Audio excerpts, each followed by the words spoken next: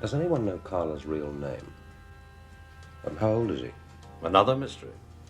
Decades of his life unaccounted for. So many of the people he's worked with have a way of dying off. He was in England in 1936 and 41. That's documented.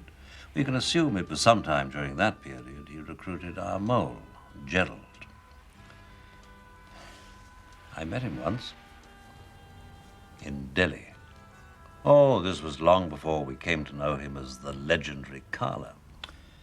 In the mid-50s, Moscow Center was in pieces on the floor, wholesale purgings and shootings.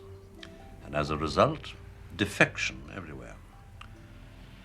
I became a kind of commercial traveler. The whole world was my territory. Inspecting the goods, fixing the terms, disposing as seemed best, on London's instructions, of course. Well, I found myself off to India, where the authorities had arrested, at our request, on some trumped-up immigration nonsense, a Mr. Guestman. Karla's name at that time. He was on his way back to Moscow from San Francisco. Except that he didn't know when he left California that he was Moscow-bound. He'd been told to rendezvous with a TASS correspondent in Delhi. The message from the TASS man was an airplane ticket and don't ask me any questions, comrade. Karla was in disgrace, summoned and doomed. There were two other things he didn't know. The first was that we'd intercepted the radio signal directing him to Delhi. The second was that the San Francisco network he'd organized had been rolled up hide and hair the day he left.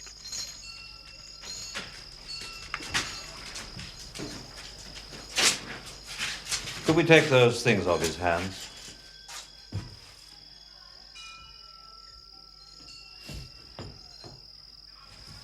I only have to shout for you, don't I?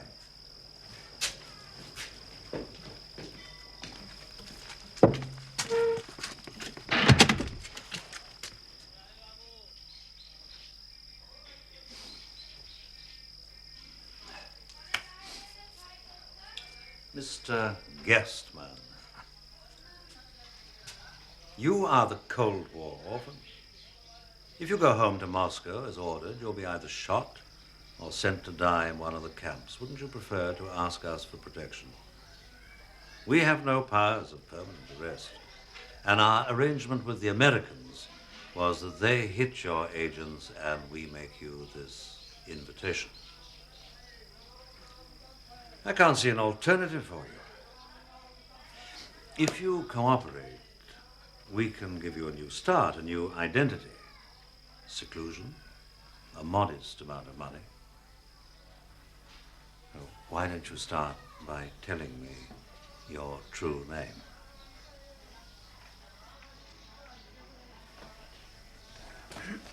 Would you like a cigarette? I know you're a chain smoker. Oh, please. I know this is what you smoke.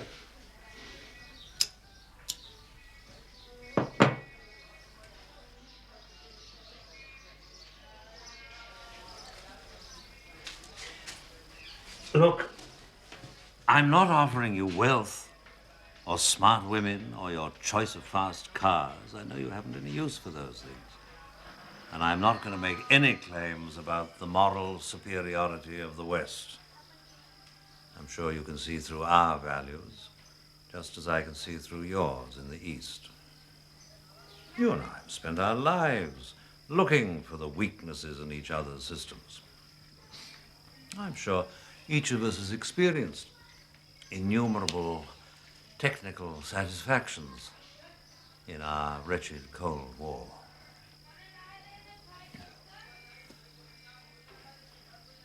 But now your own side is going to shoot you for nothing, for misdemeanors you have not committed, because of a power struggle within your own hierarchy, because probably of someone's treachery or sheer incompetence.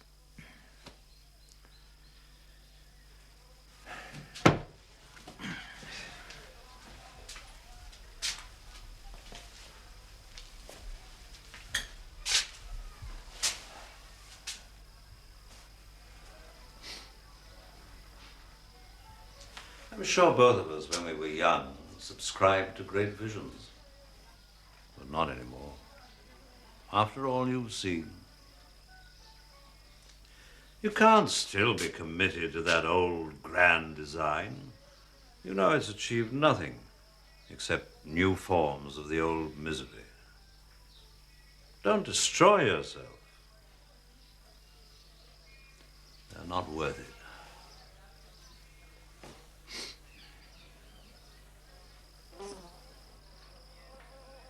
Do you know where your wife is?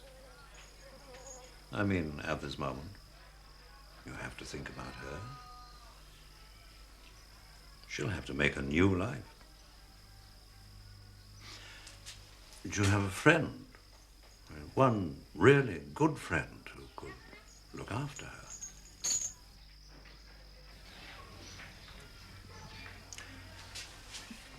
Perhaps we could get in touch with her secretly.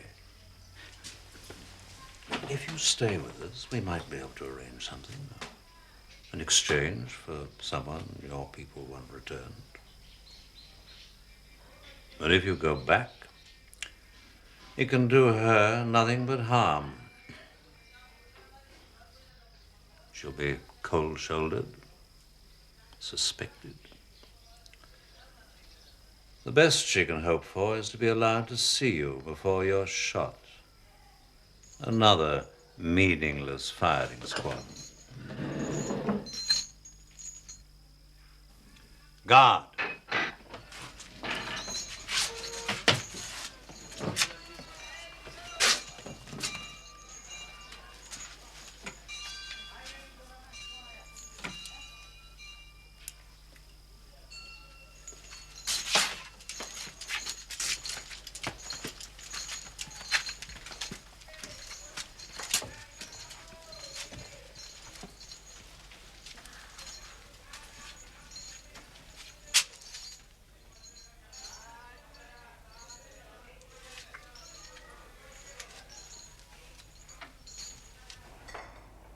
What did Control have to say when you got back? I hope to God they do shoot him. But they didn't. His boss was the one who faced the firing squad, as it turned out. Mr. Gerstmann survived and thrived. How he thrived. He went on to build his legend and become the Karla we know. The Karla who all the time he sat looking at me was no doubt thinking of Gerald the Mole.